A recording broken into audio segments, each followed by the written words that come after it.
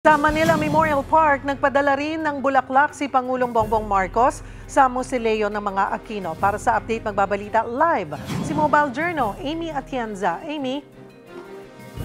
Rin muli ngang nagpadala ng bulaklak si Pangulong Bongbong Marcos sa puntod ng pamilyang Aquino dito sa Manila Memorial Park sa Sucat, Parañaque.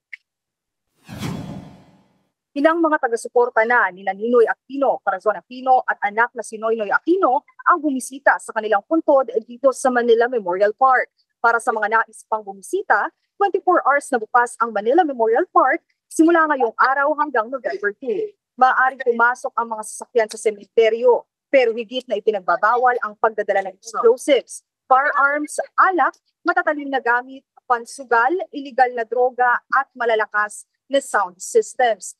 Cheryl, sa ngayon ay payapa pa ang sitwasyon dito sa Manila Memorial Park. Hindi pa gaano karami ang tao pero allowed pa rin naman dito ang mag-set up ng mga tents, pati na rin ang pagpasok ng mga sasakyan sa loob.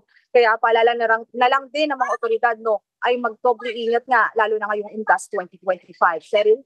Maraming salamat, Mobile Journal, Amy Atienza.